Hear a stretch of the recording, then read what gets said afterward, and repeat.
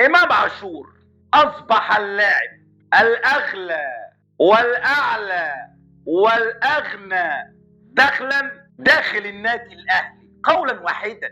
الان رايت ناو امام عاشور داخل اوضه لبس النادي الاهلي، اصبح الكوماندا البريم المعلم والاشهر فيهم على الاطلاق. شايفين الاحتراف يا بقر؟ مش تقول لي بقى يروح يلعب في الدوري الليبي ولا الدوري التونسي، مع احترامي للجميع.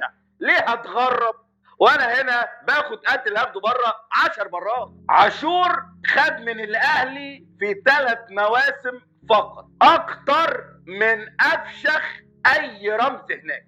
وهنا احنا قدام تفصيلة مهمة جدا. ماذا لو عاشور ما كانش لاعب من الزمالك؟ 1,000,000%، لا شك ولا جدال في ذلك، ان ما كانش الاهلي هيتمسك بيه بالشكل المهين ده، وهو صباحا ومساء مشغل الكسام زي ما انتم عارفين يعني. لدرجة ان اللاعب ده في 3 مواسم فقط حطم كل المبادئ وكل الاصناف وفي الكلور حائط المبكى بتاعهم والبطولات، بعد ان عبث، وانا اقصد كلمة عبث بالسه بكل التقاليد هناك، وكشف المستور وكشف عوراتهم، غير ضرب اللعيبة والكباتن. ولنا في كابتن الشناوي عبره، ان انا بحبه يعني. حتى مدير الكوره بتاعهم اللي بيقول لك عليه اقوى مدير كوره في مصر ما سلمش من ايده، الواد فاجر.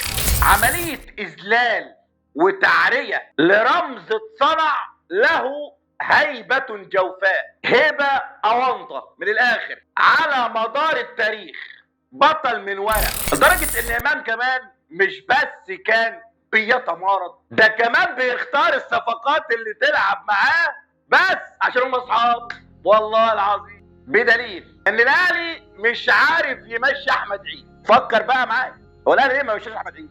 احمد عيد بسم الله ما شاء الله زي احمد شريف عندنا كده بيقدم زنا كروي حرفيا. ليه مش قادر يمشي؟ عشان صاحب امام يا حبيب اخوه، هيديه بالجزمه.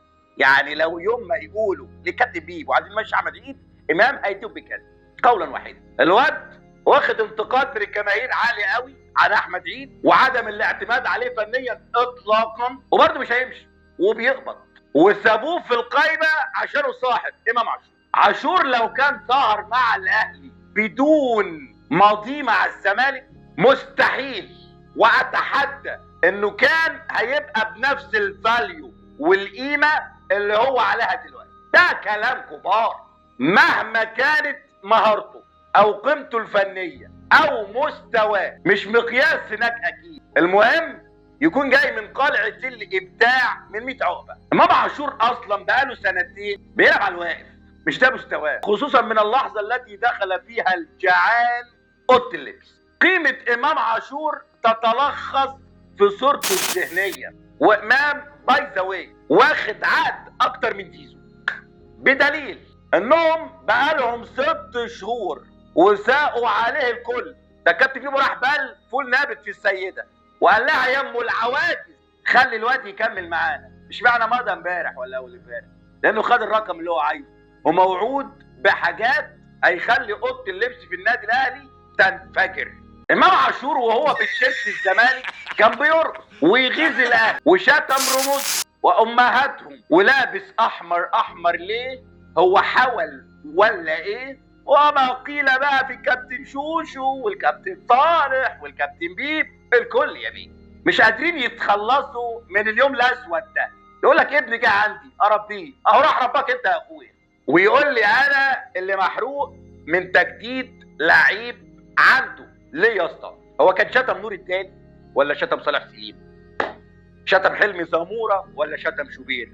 شتم بيبو ولا شتم السيده الفاضله طنط وقال عليها مش الطف حاجه؟ انا مالي يا بيه؟ انا مش وقت عيال يالا يا بتاع الغسالات يا صاحب الاموال المشبوهه زي امبارح. شويه عيال لسه ايشو ولعيب مزاجنج عندي اسمه شيكو بنزا وحسام اشرف، بحط على الكل.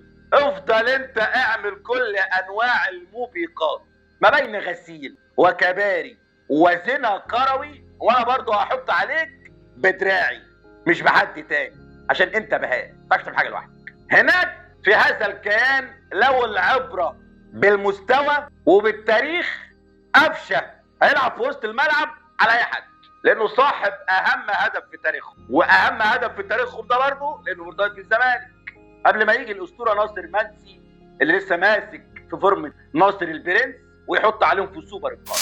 حسين الشحات اهو اللي احنا قلنا فيه ما قيل في الخمر، مستواه قد الكلام ده 100 مره، بس مش هيلعب عليه، معروفه يعني. واحد طلعوه عاره عشان غلبان وطيب اسمه قفشه، انا بحبه بالمناسبه، والتاني شتموه واهانوه لحد ما مضى وجد الشحات، وكان كمان على وشك الرحيل والطرد نهائيا من جنه الكابتن بيب لولا انه جاب جول في الزمالك. لو العبره بالمستوى كانوا تمسكوا ببيرسي تاو اللي قد زيزو 100 مره. ده كلام كوره كما قال اخوي احمد مجدي، الزمالك هو الباسورد هناك، هو كلمه السر، شاء من شاء وابى من ابى في الجزيره الحمقاء. الدنيا اتقلبت لو ذاكره معاليك بخير بعد تجميد الشحات وقرار رحيله بشكل نهائي. تمسكوا بيه فجاه اول ما الزمالك دخل في جمله مفيده، هو الزمالك ولا كان عايز شحات ولا نيله ولا احنا معانا فلوس اصلا، وجاب جول في الزمالك، قال لك بس سبرايز قيمته الفنيه عليت فجاه كده. طب انت هل تعلم Do you know ان في اشاعه خايبه وهميه سربها ادم وطني وكيل امام عاشور انه هيروح مع مصطفى محمد في يناير اللي جاي؟ هم طبعا عشان عبط صدقوها بدعم من ممدوح عباس ومحمود الجمال، وده كله اصلا ما حصلش، دي صياعه من ادم وطني. لو بتحسبها بالفلوس وعايز تعرف امام بياخد كام، زيزو بياخد في اليوم 340,000، امام هياخد اكتر منه، احسبها بقى، احنا مساكين يا بيه. فلما الخبر انتشر ده ان الزمالك هيضم امام عاشور ومصطفى محمد في يناير، الدنيا هناك قلبت شياط، وخلت اداره الاهلي تفقد كرامتها اللي اوريدي كده كده فقداها في التفاوض مع اللاعب المستهتر المتعجرف المتمرد، فاصبح شغلهم الشاغل ورعبهم من حدوث العكس، فمضوا معاه. سبحان الله، ويمكرون ويمكر الله. حط الزمالك في اي جمله مفيده، ولا عمرهم سالوا الفلوس دي منين ولا جات ازاي، والولا برطمان طالع بيحتفل ويقول يا جماعه محافظات مصر كلها يا ترى عايزين فرع فين، بعد ما النادي الاهلي عمل فرع او بينشئ فرع دلوقتي في سوهاج الجديده عند اخواتنا في الصعيد. هو ليه ما حدش منهم بيسال يعني؟ او احنا بنسال سؤال مشروع يعني، ايه كميه الفروع اللي بتعمل كل يومين دي يعني؟ يعني الزمالك اللي محبتنا فيه انه شبهنا، انه شبه مصر، وهنتكلم في النقطه دي كمان شويه. فلما تحط الزمالك في جمله مفيده هتشعوط وتشعوذ الدنيا هناك، لان هم عندهم عقده ازليه اصلا من الكيان الملكي الابيض. العقده دي هو مش بيحاول يفكها بشرف، هو ما عندوش شرف، هو بيحاول يشتريها. تجربتك نجحت هيشتريها، هو ما يعرفش يعمل غير كده. فتمسك بامه واخترق كل القوانين هناك وقال لكل جماهيره اخرسوا، عندك التبن بتاعك عبي منه واخرس. امام نام، امام ما ركبش معانا الطياره واحنا رايحين تنزانيا، امام كان سهران تشينا مع رضا البحراوي، مالكش فيه، انا هخليه قاعد معانا لحد 20 سنه. الاهلي خايف يفرط في اللاعب، احسن لاعب يمشي من عنده يرجع يعمل كده تاني ويعمل الاسطوانه بلس 2، بس هتبقى بلس 18 بقى، عيله صالح 2، هم خايفين من كده بعد ما محى تاريخهم تماما، لانه نادي عايش على الكيد والتشفي في الخصوم والاكل على الجاهز دون زراعه او طبيخ حتى. ودلوقتي بعد ما دمر النادي العظيم الاسماعيلي تماما وتاكد من اختفائه، كان مرسوم نفس السيناريو لنادي الزمالك، بس ربك ما عرفش كده. سبحان الله، داير يحتل كل المحافظات بفروع لاجل السيطره على كل الروافد، كل الناشئين والصغار اللي جايين، في خطه خبيثه، لان القادم اسوأ على كل المستويات، لافسد نادي على وجه البسيطه على الاطلاق. امام عاشور لو كان طلع من الحدود او من المحله على الاهلي مهما عمل كان هيتعامل عادي زي تريزيجيه ابن النادي وقفشه، واي واحد بياخد له يومين هيصه وبعد كده شلوت ونسيان. لكن لا، ده جاي من الزمالك، ده جاي معاه كرباج سوداني مغلي في ميه الزيت بقى يومين، وبيلسوع وفين يوجعك وفي اوضه ضلمه، ما بيهبش حد، ما بيعتمدش اسامي. امام وزيزو هم اعلى لعيبه دلوقتي واغلى واغنى لعيبه داخل النادي الاهلي، وهم مش ابنائه اصلا. كل واحد فيهم هيقبض صافي فوق ال 100 مليون جنيه. استنى، ده غير الاعلان. امام وزيزو وانا عارف بقول لك ايه، هيتخطوا الاثنين المليار و200 مليون جنيه. جاست قول لي فقط لانهم لعيبه الزمالك اللي كسبوا 2 دوري و2 كاس والسوبر مصري و2 كونفدراليه و2 سوبر افريقي. يعني امام عاشور ده كسب مع الزمالك 7 بطولات، وزيزو كسب 9، غير انطلاقاتهم النجوميه اصلا كانت من نادي الزمالك واصبحوا لعيبه في منتخب مصر بسبب الزمالك. يعني السيناريو ده بيقول انفورميشن فيري امبورتنت، معلومه مهمه جدا.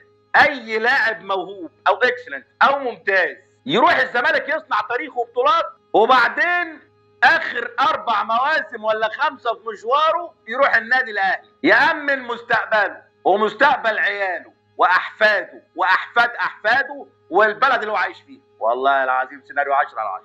ويقلب نادي الغسالات والدراي كلين في كام مليار، يلا زي بعض، فلوس كتير هيفضل عايش عليها طول حياته ما شاء الله. بعد 20 سنه ولا حتى 10 يقول لك انا اصلا زملكاوي، بس المصلحه كانت تحكم. الاهلي ما يقدرش يكتشف عماد النحاس او بركات من السكه او اسوان.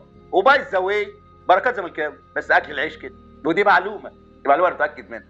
بركات زملكاوي، تخيل. بس هو مش هيقدر يقول كده ان اكل عيشه خلاص. شفت الفيلم بتاع الزمهلاويه ده؟ هو بيقعد في اوضه واحده كده يتفرج على ماتشات الزمالك. الاهلي ما قدرش يكتشف زيزو من دجله ولا عاشور من المحله، ولا هيقدر يكتشف حد. هو بيستنى اللاعب ينجح ويكسب بطولات.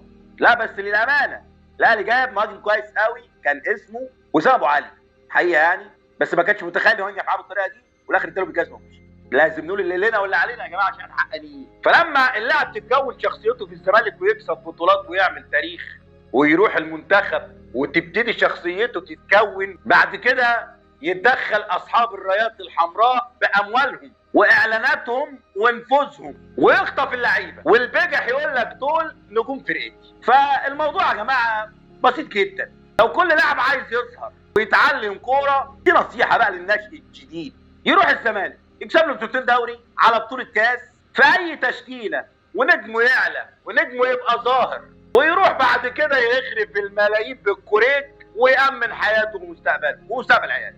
وتبقى دي دورة حياة اللاعب زي دورة حياة السنجاب كده. بمعنى هتقسم حياتك نصين، نص هيبقى فيه كفاح وشوية شهرة شوية بطولات ما وعدكش بفلوس كتير في الزمالك يعني، والنص التاني هتخش مغارة علي بابا، نادي عايش على الثقافة الاستهلاكية زي البعوض كده. والله لحد اما ارضهم هناك كثيرة بقت تبور، مع ان الاهلي زمان كان بيطلع لعيبه ناشئين كويسين قوي بالمناسبه يعني عماد متعب ده من اللعيبه اللي كنت بحبها قوي وبيلعب من ناشئين الاهلي.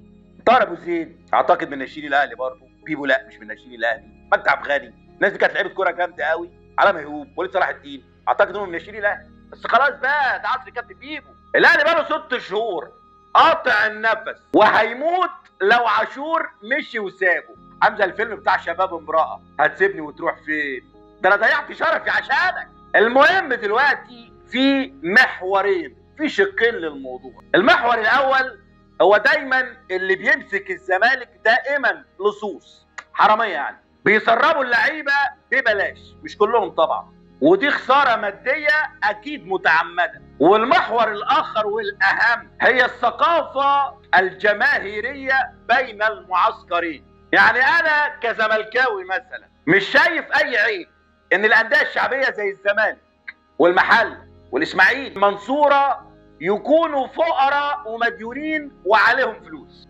فهمني بس، وحد يقول لك او يزيدك من الشعر بيت ده الزمالك عليه مديونيات متعد دولي وايقافات قيد. طب وايه المشكله؟ ما دي حال بلدي كلها اصلا، علينا قروض لصندوق النقد الدولي كمصر، صح ولا لا؟ وفي ازمه اقتصاديه على كل المستويات، صح ولا لا؟ وعايشين مرحله انتقاليه، صح ولا لا؟ ولازم نستحمل عشان بلدنا. الزمالك في مصر مش في فرنسا، والاسماعيلي في مصر مش في المانيا. لكن شوف لنا بقى النادي الغريب الدخيل المحتل ده يبقى تبع مين ومنين كل المليارات دي؟ انت لازم تشارك الفيديو ده اوسع نطاق وتعلق في اللايكات. انا بكلمك بمنتهى الامانه، سواء يوتيوب او فيسبوك، من كلام خطير جدا. الزمالك باختصار شديد شبه مصر في كل الازمات، شبهنا طبيعي اننا نعيشها. الغريب بقى انك تعيش التناقض وتشرب مخدر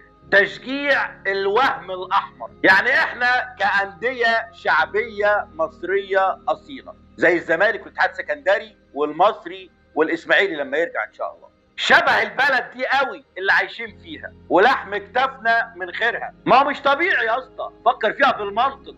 مثلا يبقى البيت والاب على قد وفي عيل صغير جوه البيت ملياردير، يبقى الواد ده اكيد شمال وحرامي اذا كان ابوه مش لاقي ياكل، وتاجر ممنوعات بقى، سيريال كيلر، قاتل محترف، ولا حتى شاذ لا مؤاخذه. الغريب اللي مش طبيعي هو نادي الفساد، هو شبه حاجه تانية مش شبه مصر اطلاقا. ممكن زي ما قال ترامب كده، والحقيقه واحد مش عارف يعني هم بيستهلوش برامجهم ليه في القناه بتاعتهم باللي قالوا ترامب عليهم، لان هم شبه ترامب.